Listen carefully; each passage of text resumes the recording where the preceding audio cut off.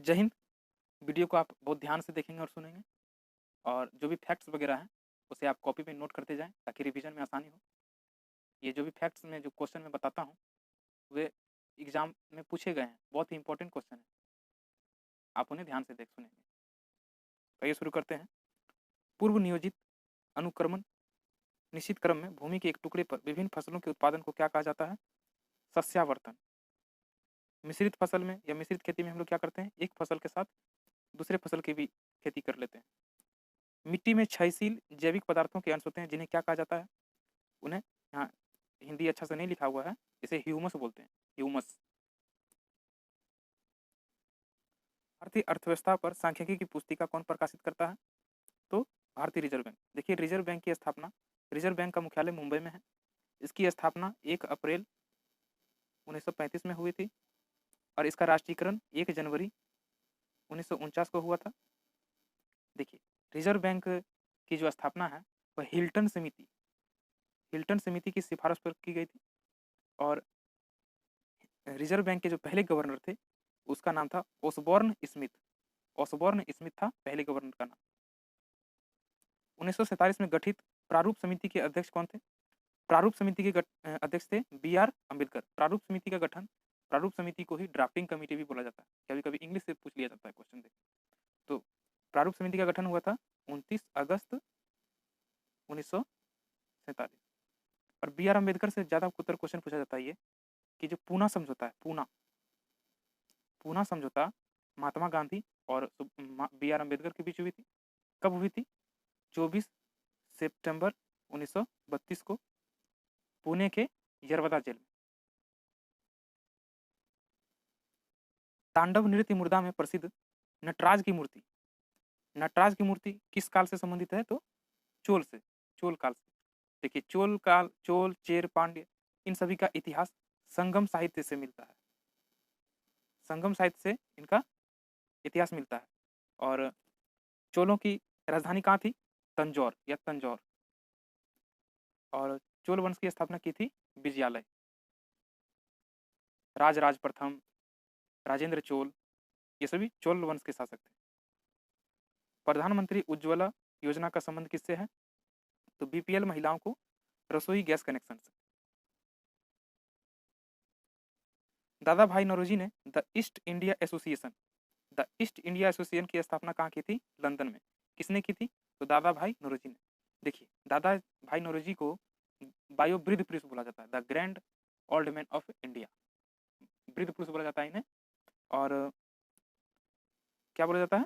वृद्ध पुरुष। और 1886 यानी कि दूसरा जो कांग्रेस अधिवेशन है उसकी वो कहाँ हुआ था? कोलकाता में हुआ था। इसकी अध्यक्षता कौन की थे? दादा भाई नौरोजी ने। और 1906 का कलकत्ता अधिवेशन की अध्यक्षता भी की थी दादा भाई नौरोजी ने। इसी के समय में स्वराज प्रस्ताव पारित किया गया था। क्वेश्चन से पूछा गया कि स्वराज प्रस्ताव किसके समय पारित हुआ था? तो दादा भाई नौरोजी। किस अधिवेशन में? तो 1906 के कांग्रेस अधिवेशन। और दूसरा कांग्रेस अधिवेशन कहाँ हुआ था? कोलकाता में। कहाँ हुआ था? 1886 में। और कांग्रेस की स्थापना कब हुई थी? 1885 में। किसने की थी? A.O. ह्यूम। कांग्रेस के पहले अध्यक्ष कौन थे? व्योमेश चंद्र बनर्जी। कांग्रेस का पहला बैठक कहाँ हुआ था? तो मुंबई में। कोलाइड क्या है? देखिए, तीन आप लोग पढ़े होंगे, समांगी मिश्रण, विसमांगी मिश्रण। देखिए, हम लोग जो शरबत पीते हैं, पानी में चीनी घोलती हैं, पानी में नमक घोलती हैं, तो वह कौन सा हो गया? सजातीय मिश्रण या समांगी मिश्रण। वही देखिए, पानी में हम कीचड़ या चौक या कुछ धूल वगैरह उसमें डाल देंगे तो वो क्या हो जाएगा? विसमांगी मिश्रण। उसी का एक उदाहरण है कोलाइड। कोलाइड का उदाहरण हो गया जैसे दूध हो गया, जेल वगैरह, पनीर, ये सब कोलाइड का उदाहरण। कुहासा, कोहरा, फोम वगैरह सब कोलाइड के उदाहरण। हजो तीर्थ स्थल कहाँ है? हजो तीर्थ स्थल है असम में। एक और तीर्थ स्थल है असम में, कामाख्या मंदिर पूछा गया है कि कहाँ है ये? तो असम में। और भी पूछा जाता है असम से। तो देखिए, असम में ही काजीरंगा राष्ट्रीय उद्यान है। काजीरंगा राष्ट्रीय उद्यान के बारे में पूछा गया, किसके लिए फेमस है? तो गेंडा के लिए, एक सिंह वाले गेंडा के लिए फेमस है।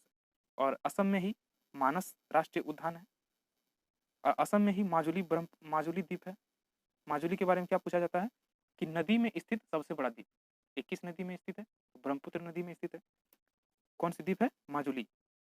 और एक क्वेश्चन पूछता है असम से कि डिगबोई तेल शोधनशाला, रिफाइनरी है डिगबोई रिफाइनरी, एशिया का सबसे पहला रिफाइनरी था। ये भी कहाँ है? असम में ही। और असम भारत का सबसे बड़ा चाय उत्पादक राज्य है। समाजवाद शब्द को भारतीय संविधान की प्रस्तावना में कब जोड़ा गया था? देखिए 42वां संशोधन 1976 के तहत। समाजवाद और एक है धर्मनिरपेक्ष और एकता और अखंडता, 3 शब्द जोड़े गए थे 42वें संशोधन के तहत 1976 में। और 42वें संविधान संशोधन को ही लघु लघु संविधान बोला जाता है भारत का। प्रथम गोलमेज सम्मेलन कब आयोजित किया गया था? 1930। देखिए 3 गोलमेज सम्मेलन आयोजित किए गए थे 1930 से लेकर 1932 तक। तीनों के तीनों गोलमेज सम्मेलन लंदन में आयोजित किए गए थे। उस समय ब्रिटेन का प्रधानमंत्री था मैकडोनाल्ड था, रैमजे मैकडोनाल्ड। और देखिए क्वेश्चन ये भी पूछा गया है कि जो दूसरा गोलमेज सम्मेलन में भारत की ओर से किसने भाग लिया था या कांग्रेस के प्रतिनिधि के रूप में? तो महात्मा गांधी ने। और एक और क्वेश्चन आता है कि तीनों गोलमेज सम्मेलन में किसने भाग लिया था? तो भीमराव अंबेडकर और तेज बहादुर सप्रू और बी.आर. अम्बेडकर ने तीनों गोलमेज सम्मेलन में भाग लिया था। हालांकि ये गोलमेज सम्मेलन असफल हो गया था। भारतीय संविधान में किस कानून को देश का सर्वोच्च कानून कहा गया है? संवैधानिक नियम को, जो संविधान है वो सबसे ऊपर है, संविधान से बढ़कर कोई नहीं है, संविधान सर्वोपरि है। विश्व में मैंगनीज का प्रमुख उत्पादक देश कौन है? मैंगनीज का सबसे बड़ा उत्पादक कौन है? तो दक्षिण अफ्रीका। दक्षिण अफ्रीका में ही एक घास का मैदान है जिसे बोलते हैं वेल्ड घास का मैदान दक्षिण अफ्रीका में ही है। देखिए इसे गाइटर या गलकंड रोग भी बोलते हैं। इसके उपचार में किसका उपयोग किया जाता है? तो आयोडीन का समस्थानिक का उपयोग किया जाता है गलकंड या गाइटर रोग के उपचार में। यहाँ देखिए ऊपर में लिखा है कोबाल्ट का जो समस्थानिक है इसका उपयोग किया जाता है कैंसर रोग के उपचार में। और आप देख रहे हैं यूरेनियम और प्लूटोनियम का जो समस्थानिक है इसका उपयोग किया जाता है नाभिकीय ईंधन के रूप में, जो हम लोग देखते हैं परमाणु रिएक्टर वगैरह, उसमें इसका उपयोग। 1931 में द्वितीय गोलमेज सम्मेलन कहाँ आयोजित किया गया था? कहाँ किया गया था? लंदन। देखिए अभी कुछ देर पहले ही पढ़े थे कि तीनों गोलमेज सम्मेलन का आयोजन कहाँ किया गया था? लंदन में। और उस समय ब्रिटेन के प्रधानमंत्री थे रैमजे मैकडोनाल्ड। और द्वितीय सम्मेलन में भाग लेने गए थे महात्मा गांधी। और तीनों गोलमेज सम्मेलन में किसने भाग लिया था? तो भीमराव अंबेडकर और तेज बहादुर सप्रू। भारत के राष्ट्रपति का कार्यकाल होता है कितने वर्ष का? भारत के राष्ट्रपति का कार्यकाल कितने वर्ष का होता है? तो 5 साल का। भारत के निम्नलिखित राज्यों में से कहाँ आम्र वर्षा, देखिए आम्र वर्षा जो है वह केरल में होती है। और काल बैसाखी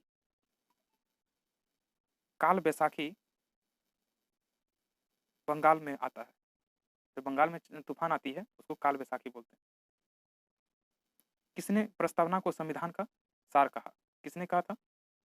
अर्नस्ट बार्कर। ये कथन से संबंधित है, इसे एक अलग जगह नोट करते जाएं। किसने प्रस्तावना को संविधान का सार बोला था? तो अर्नस्ट बार्कर। निम्न में से कौन सी एक निजी स्वामित्व वाली कंपनी है? प्राइवेट कंपनी कौन सी है? तो टाटा। देखिए ये सभी महारत्न कंपनियां हैं। ये है भेल, ये है इंडियन ऑयल कॉरपोरेशन, ये है कोल इंडिया, ये सभी महारत्न कंपनियां हैं, सरकार के अधीन है। और टाटा स्टील जो है ये प्राइवेट कंपनी है। निम्नलिखित में से कौन मृदा आर्द्रता अनावृष्टि के रूप में भी जाना जाता है? तो क्या हो जाएगा? कृषि अनावृष्टि। हरिजन पत्रिका का प्रकाशन किसने किया था? हरिजन पत्रिका का महात्मा गांधी। देखिए ज्योतिबा फुले ने गुलामगिरी पुस्तक को लिखा था। पावर, शक्ति का एसआई मात्रक क्या है? शक्ति का एसआई मात्रक हो जाता है वाट। जूल किसका मात्रक है? ऊर्जा या कार्य का। एम्पियर किसका मात्रक है? विद्युत धारा का एसआई मात्रक हो गया एम्पियर। और विभवांतर का एसआई मात्रक हो जाएगा वाट। देखिए भारतीय संविधान के निम्नलिखित में से किस अनुच्छेद में स्वतंत्रता के अधिकार का प्रावधान है? किसमें है? अनुच्छेद 19 से लेकर 22 तक। देखिए भाग 3, संविधान के भाग 3 में मौलिक अधिकार का वर्णन किया गया है। कहाँ से कहाँ तक लेके? अनुच्छेद 12 से लेकर 35 तक मौलिक अधिकार का वर्णन किया गया है, जिसमें से अनुच्छेद 19 से लेकर 22 तक को स्वतंत्रता का अधिकार कहा जाता है। अनुच्छेद 14 से 18 है समानता, अनुच्छेद 23 से 24 है शोषण के विरुद्ध अधिकार, और अनुच्छेद 29-30 जो है ये अल्पसंख्यकों के लिए है, अल्पसंख्यकों के हितों के संरक्षण के लिए। हड़प्पा सिंधु घाटी सभ्यता का एक महत्वपूर्ण स्थल है। किस नदी के किनारे स्थित है हड़प्पा? रावी नदी। देखिए हड़प्पा का खोज किसने किया था? दयाराम साहनी। और एक है आता है मोहनजोदड़ो। मोहनजोदड़ो किस नदी के किनारे है? तो सिंधु नदी के किनारे। और मोहनजोदड़ो का खोज किसने किया था? तो रखाल दास बनर्जी। नवंबर 1946 में संविधान सभा का गठन किस योजना के तहत किया गया था? तो कैबिनेट मिशन योजना। देखिए संविधान के निर्माण के लिए संविधान सभा का गठन किया गया था कैबिनेट मिशन योजना के तहत। संविधान सभा का पहला बैठक कब हुआ था? 9 दिसंबर 1946। इस दिन अस्थायी अध्यक्ष के रूप में सच्चिदानंद सिन्हा को चुना गया और 11 दिसंबर को दूसरी बैठक हुई और इसमें डॉक्टर राजेंद्र प्रसाद को अस्थायी अध्यक्ष के रूप में चुना गया। निम्न में से कौन उष्मा और विद्युत का निर्बल चालक है? कौन निर्बल चालक है? अधातु। अधातु विद्युत का कुचालक ही होते हैं। सिर्फ एक है कौन? ग्रेफाइट। ग्रेफाइट जो है वह विद्युत का कुचालक है। निम्न में से कौन पेट्रोलियम निर्यातक देशों के संगठन ओपेक का सदस्य है? ओपेक। ओपेक जो है, ओपेक का मुख्यालय वियना में है। ओपेक में जो पेट्रोलियम निर्यातक देश होते हैं उनका संगठन है। कौन है ओपेक का सदस्य? लीबिया। दो लगातार संकुंचन या दो लगातार विरलन के युगफलों के बीच की दूरी को क्या बोलते हैं? तरंगदैर्घ्य। तरंगदैर्घ्य का एसआई मात्रक मीटर होता है और एक अन्य मात्रक एंगस्ट्रम होता है। एंगस्ट्रम प्रचलित मात्रक है और तरंगदैर्घ्य का एसआई मात्रक क्या हो जाएगा? मीटर। अर्थव्यवस्था में जीडीपी, जीडीपी का फुल फॉर्म क्या है? Gross domestic product. निम्न में से कौन सी नदी यमुना नदी के दाहिनी किनारे की एक सहायक नदी है? यमुना नदी की कौन सी सहायक नदी है? तो केन। देखिए यमुना नदी की मुख्यतः 3 सहायक नदियां हैं। कौन है? केन, चंबल और बेतवा। ये यमुना की 3 सहायक नदियां हैं। ओलंपिक का मूल, देखिए ओलंपिक सबसे पहले कहाँ खेला गया था? तो ग्रीक मतलब यूनान में। यूनान को ही ग्रीक बोला जाता है। सागौन, साल, शीशम जैसे पेड़ की प्रजातियां किस प्रकार के जंगलों में पाई जाती हैं? उष्णकटिबंधीय आर्द्र पर्णपाती वन। निम्न में से किस खेल में बल्ले की जरूरत होती है? किस खेल में होती है? सॉफ्टबॉल। किसी संरचना और कार्य में समान कोशिकाओं का समूह कहा जाता है? किसे कहा जाता है? उत्तक। ये उत्तक जो है एक जैसी संरचना और कार्य करने वाली कोशिकाओं का समूह है उत्तक। यहाँ जो देख रहे हैं आप न्यूरॉन्स, न्यूरॉन, न्यूरॉन जो है तंत्रिका तंत्र की क्रियात्मक इकाई है। निम्न में से किस विदेशी यात्री ने तेलुगु भाषा को पूर्व की इटली कहा था? तेलुगु भाषा को पूर्व की इटली किसने कहा था? निकोलो कोंटी ने। निकोलो कोंटी देवराय द्वितीय, देवराय द्वितीय के काल में आया था और जो है आप देख रहे हैं हैंसंग, हैंसंग हर्षवर्धन के काल में आया था। बारबोसा, बारबोसा कृष्णदेव राय के समय में आया था और जो विलियम हॉकिंस है यह जहांगीर के काल में आया था। कभी कभी पूछ लिया जाता है कि कौन सा विदेशी यात्री किसके समय आया था, ये भी इंपॉर्टेंट क्वेश्चन वगैरह है। देखिए अभी पूछा है कि SEZ क्या है? SEZ मतलब होता है, फुल फॉर्म देख लेते हैं पहले, विशेष आर्थिक क्षेत्र, स्पेशल इकोनॉमिक जोन। इसका गठन स्पेशल क्षेत्रों में किया जाता है। तो इसका फायदा ये होता है कि जो विदेशी कंपनियां हैं वे वहाँ पे निवेश करती हैं। जब कोई वस्तु समान वृत्तीय गति से वृत्ताकार पथ में गतिमान होती है तो उसकी गति को क्या बोलते हैं? एक समान वृत्तीय गति। देखिए यहाँ कुछ समझने वाली चीज़ है कि जब कोई वस्तु वृत्तीय गति में चलती है तो उसका चाल समान होता है, समान चाल रहता है, लेकिन हर जगह उसकी दिशा बदलती रहती है। सलीम अली पक्षी अभयारण्य किस राज्य में है? देखिए कल परसों ही पढ़े थे डिस्कशन में। सलीम अली पक्षी अभयारण्य किस राज्य में है? गोवा में। और पूछा जाता है कि महावीर राष्ट्रीय उद्यान, महावीर राष्ट्रीय उद्यान कहाँ है? तो गोवा में है। एक पूछा जाता है कि दूध सागर जलप्रपात कहाँ है? तो ये भी गोवा में है। और गोवा को पुर्तगालियों से कब आज़ादी मिली थी? 1961 में। ऑपरेशन विजय, भारत ने ऑपरेशन चलाया था ऑपरेशन विजय, जिसके द्वारा 1961 में गोवा को पुर्तगालियों से आज़ादी मिली थी। 1943 में किस जिले में समांतर सरकार की स्थापना की गई थी? समांतर सरकार की स्थापना कहाँ की गई थी? सतारा में, और एक जगह है बलिया, बलिया में भी समांतर सरकार की स्थापना की गई थी। क्षेत्रफल के हिसाब से उत्तरी अमेरिका का सबसे बड़ा देश कौन सा है? तो कनाडा। कबड्डी का उद्गम स्थान, कबड्डी का उद्गम स्थान कहाँ है? तो भारत। भारत का संविधान सभा ने राष्ट्रीय ध्वज को कब अपनाया? राष्ट्रीय ध्वज को कब अपनाया था गया था?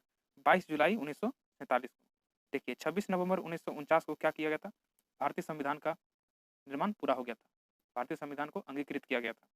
15 अगस्त 1947 को भारत आजाद हुआ था। स्वतंत्र भारत के पहले राष्ट्रपति कौन थे? पहले राष्ट्रपति कौन थे? डॉक्टर राजेंद्र प्रसाद, और ये संविधान सभा के अस्थायी अध्यक्ष भी थे। इन्हें ही देश रत्न से के नाम से पुकारा जाता है। किस गुफा में रावण को कैलाश पर्वत हिलाते हुए दिखाया गया है? तो रावण को कैलाश पर्वत हिलाते हुए दिखाया गया, बहुत इंपॉर्टेंट क्वेश्चन है। किस गुफा में? एलोरा की गुफा में। एलोरा का गुफा कहाँ है? तो महाराष्ट्र में है। देखिए बाघ की गुफा या बराबर की गुफा ये है बिहार में, और नागार्जुन की गुफा भी बिहार में ही है। बिहार में 3 गुफाएं हैं, बाघ की गुफा, बराबर की गुफा और नागार्जुन की गुफा। जूनागढ़ की गुफा गुजरात में, उदयगिरी की गुफा मध्य प्रदेश में। देवधर ट्रॉफी का संबंध किस खेल से है? देवधर ट्रॉफी ये क्रिकेट से संबंधित है। बंगाल के किस गवर्नर जनरल ने सरकार की दोहरी शासन प्रणाली मतलब द्वैध शासन का किसने अपनाया था? द्वैध शासन किसने लागू किया था? रॉबर्ट क्लाइव ने। कब किया था? 1798 में। अच्छा, कभी पूछ लिया जाता है कि द्वैध शासन को मानने वाला पहला राज्य कौन था? हैदराबाद का निजाम। हैदराबाद का निजाम जो है द्वैध संधि करने वाला पहला राज्य था। और एक पूछा जाता है कि हड़प नीति, डलहौजी की हड़प नीति 1848 में लागू की गई थी। और हड़प नीति के तहत सबसे पहले किसको हड़पा गया था? तो सतारा। ये इंपॉर्टेंट क्वेश्चन है। हड़प नीति के तहत 1848 में सतारा को हड़पा गया सबसे पहले, और द्वैध शासन के तहत 1798 में सबसे पहले हैदराबाद को मिलाया गया था। द्वैध शासन के जनक हैं लॉर्ड वेलेस्ली और हड़प नीति के हैं लॉर्ड डलहौजी। निम्नलिखित में से कौन सा उत्तरी अटलांटिक महासागर में एक महासागरीय धारा है? जिसको देखिए इसको ऑप्शन से छांट सकते थे। अगुलहास की धारा देखिए हिंद महासागर की धारा है, अगुलहास की धारा या मोजाम्बिक की धारा। देखिए अलास्का की धारा ये प्रशांत महासागर की जलधारा है।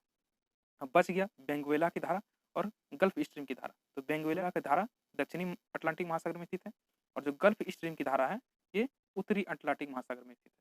उत्तरी अटलांटिक महासागर में से ही क्वेश्चन आता है। एक है बरमुंडा ट्रेंगल, ये भी उत्तरी अटलांटिक में है, बरमुंडा ट्रेंगल। और दूसरा आता है सारगेसो सागर भी है उत्तरी अटलांटिक महासागर में ही। भारतीय संविधान का भाग 3 का संबंध किससे है? मौलिक अधिकार से। मौलिक कर्तव्य में कौन किस में है? भाग में है, किस भाग में मौलिक कर्तव्य? 4A। चुनाव किस में है? चुनाव है भाग 15 में। नागरिकता किस में है? भाग 2 में। कितने भाग हैं? 22 भाग हैं। 22 भाग हैं, 12 अनुसूची हैं, 105 संशोधन हो चुके हैं। तो वीडियो को अंत तक देखने के लिए धन्यवाद। वीडियो को ज़्यादा से ज़्यादा शेयर करें। तो मिलते हैं नेक्स्ट वीडियो में। जय हिंद।